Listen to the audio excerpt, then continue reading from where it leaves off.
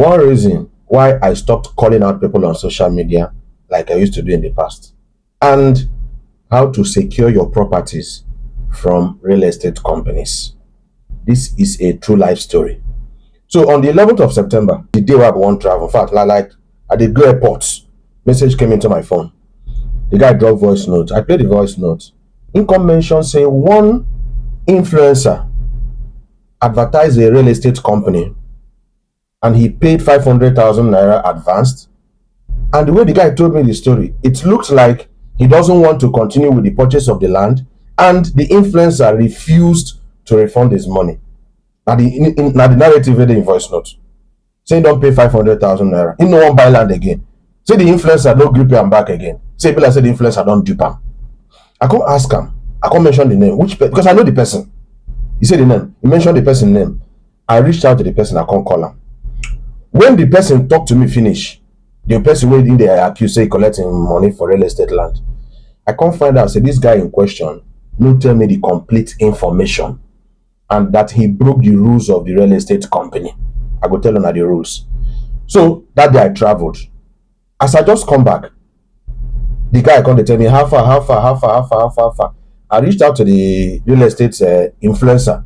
He said no, so you go refund them in 500,000 naira. So the money has been refunded. So this is the receipt. When they pay the money, give the influencer for the real estate property 500,000. Look at the date. That was on March this year, and the case came to me on the 11th. And this morning, 22nd, that influencer don't pay back the property money, the 500,000 naira. Why didn't I call out the influencer? And why have I stopped calling that influencer? For one reason. Most times when people bring cases to me, they will not tell me the complete truth. They go paint the thing, how the thing go favor them, and they no go favor the person where I go call out. And if I didn't hear from both parties now, say, okay, what if I didn't reach out to the influencer now to hear the complete truth and how the matter be? That's how I go begin dragging on some person on social media. So you now bring the case, and we know I'm not going to reach out to the influencer. I can't call out the influencer. Defamation of character is a criminal offense, no matter who you are. Even in the law courts, you will not call somebody a thief or a criminal until the judge does that, and the judge will do that when there are information. And of course, there's what we call fair hearing. If you take a case to police or take a case to court, when I go court, they will invite the person where you accuse. The person who can't defend himself. And if the person defends himself or herself and can't do that very well, and maybe through the evidence so you get, the person can be found guilty. So finally, the money has been refunded. So what if I call that the influencer? I hate destroying people's brand. That's me. Because I own a business. I know what, because sometimes some people go break protocols. And when they take the case to people, the people no go listen to both parties, know the real truth of the story. You go begin call out innocent people, and their damage can be done to their brand, their reputation for a very long while. I would not like somebody to accuse me wrongly without hearing from my own part of the story. So I have decided I'm not going to call out people. Cases dey ground. And some people will make this mistake in the past. They are now in court. Now, to make matters worse, the person who bring the matter can't give you. When you can't go court to the person where you call out, that person who bring the matter can't give you, you go disappear. You don't go see him again. It could even be a lie. You meet somebody online. The person go present evidence so make and look like say he was defrauded, whereas he was not defrauded.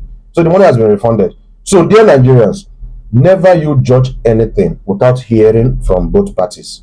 It will help you. How will you feel if somebody calls you out without hearing from you? And then the person defames your name and destroys your hard-earned reputation because of hearsay or because of engagement. Second, whenever you start doing business with real estate companies, do everything possible to secure that land. If you are paying by installment, try your best to stick to the agreement. Some years ago, I made part payment for a property for a real estate company. After some time, I decided to opt out. The real estate company collected 30% of that my money, and they refunded me my balance. That's what the agreement may be. If you break the rules of payments, maybe you cannot pay up at the agreed time, or you want to opt out of the purchase, that real estate company will collect a percentage. You get what they call them. But this time around, the 500,000 that was paid was returned just for peace to reign. I love peace to reign. No go drag people unnecessarily. But you know what? When you cancel deals from real estate company, or when you're not able to pay up, and then you are opting for a refund, now you go lose. Now the real estate company they will gain. Imagine 10 people or 20 clients, subscribers, pay 1 million as part payment for a property. That's 20 million. That real estate company, they no go chop that money. They go carry that 20 million, go secure another property somewhere. and that second property will be appreciating. So 6 months to 1 year, you are not able to complete your payment, or you want to opt out, and they minus 30% from that your 1 million, and then pay you 700,000. Your 1 million has been converted to 10 million somewhere else, and you are getting back 700,000 in return. I don't know if I'm making sense. So whenever you want to partner with the real estate company, do everything possible. If it means borrow money to complete that purchase and collect your property. Don't get to the road and go back. When you go back, you lose, and the real estate company gain. Don't stop the deal on the way. Try to finish the deal, collect that land. You can now resell it at a higher price. Don't get to the road and go back, because you're going to lose, and the real estate company is going to gain. So please, Nigerians, let us not call people thieves or criminals or defame people until the law court do their job, because defamation is a criminal offense, and I will not be part of who destroy another person's brand because of hearsay, or make you like me for social media. You don't even know me in real life, and you want make I spoil people name for their real life business, so that I could become social media hero. I don't need that kind of lovers. I don't want to become that kind of hero.